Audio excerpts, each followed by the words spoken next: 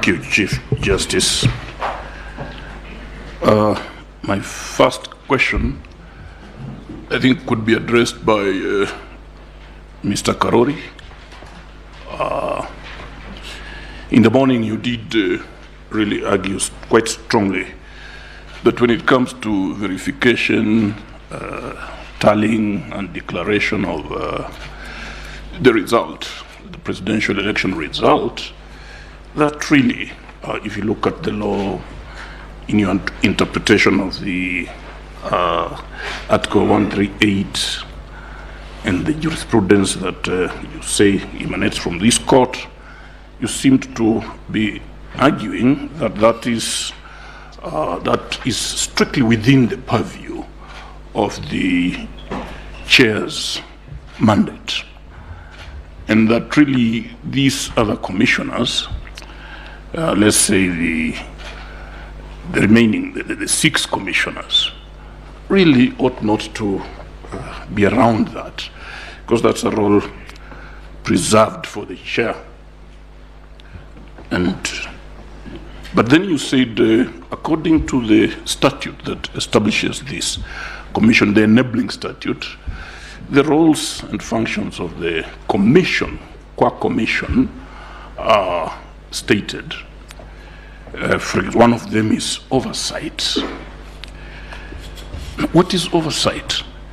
If, in fact, the commissioners, I would have thought that one of the most important oversight roles in the commissioner's life would be when they are overseeing the verification and tallying of the presidential election result at the center before the same is then declared on behalf and but for the people of Kenya by the chair. So what is oversight? I ask this because we were informed yesterday, and I think you were here, that instead of perhaps playing this role, some of them were allocated welfare scenarios, protocol, and media. But what is oversight? What would they be oversighting over? That's the question. In other words, at what point in this corporate entity scenario does the chair then disengage from the other commissioners? Be they 2 or be they 5 or 6? When do you say this is chair qua chair and this is chair as part of the commission? Because we need to understand that. We've been asked to provide clarity. Then let's go to Mahat. Mahat, there is this story about this Venezuelan. And one of the issues is whether the technology system employed or deployed was penetrated. And you did tell us, again, quite robustly, that there was no such penetration or infiltration or intrusion, whichever. But you did also concede that this Venezuelan, whatever his name is, had access to the server. But your answer was that the contract between the IEBC and Smartmatic was to supply and maintenance. So if I understood you correctly, this Venezuelan was accessing the server as part of the maintenance. So what is this maintenance? What does it entail? What was he doing there? Say he was released and locked out just before the election. So what was he maintaining in that system? Maybe you just want to tell us what maintenance entails as part of that contract agreement. Then back to the question of percentages, again, in terms of the turnout.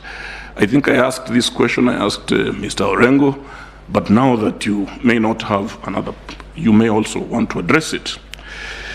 In the arguments that have been presented before us, Mr. Chebukati, the chair, first mentioned a 65.4% turnout. And then he did indicate that that was bound to change as results kept streaming in, especially if you took into consideration the number of those who had voted manually and the numbers that had yet to come in from the elders. Now, it is the petitioner's argument that if there was to be any change at all, then that percentage would have to increase rather than decrease. So I don't know. And how relevant, again, is this turnout to the determination of whether a candidate gathered 50% plus one vote? And then, you see, we have been asked by Mr. Ngatia, who do you believe among these two protagonists? Who do you believe? This question has been put to us, and believe you me, we'll have to deal with it. Who do we believe? Now, the question of the National Security Advisory Council. This, I think, Mr. Oraro, this could be of interest to you. On the one hand, you are telling us that this personnel visited the premises at the Bomas to express their concern, because, of course, being an advisory council, they must have arrived at a conclusion that unless the results were released, then there was bound to be chaos. But on the other hand, the chair, in his affidavit, tells the court that the only reason the AG, or I mean not the AG, but the individuals, distinguished people for whom we have a lot of respect, paid that visit, was to tell the chair to somehow re-engineer the results in favor of one of the candidates. Now, this is not a question to you, but a question to Mr. Chebukati's counsel.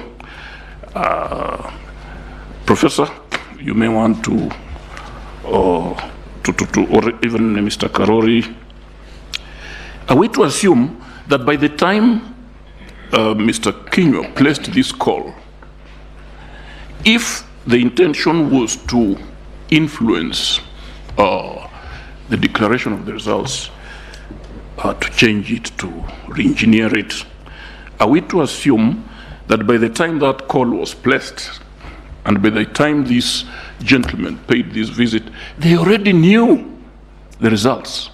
Because there's no way they would have been on that mission if they had not known the results. So are we to assume that in fact, if this be their mission, are we to assume that they already knew the results? Okay. Then finally, Mr. Kilokumi, you know, you cited King Solomon. And this court treats Holy Scriptures very seriously. You came up with, you say there is victory. Because in King Solomon's story, the protagonists were distinguished mothers. But here, you called them two gentlemen. But I also remember that one of the mothers who turned out, or the mother claimants, who according to Solomonic wisdom could not have been the mother, is the one who was saying, cut the baby. But the other one, I remember, said, no, let her take the baby. Because what she was interested in is to preserve the baby. Would you be willing to advise?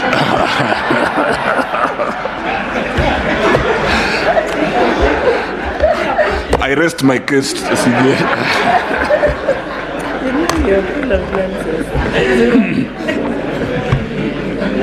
Okay. Thank you, Honorable CJ and President of the Court.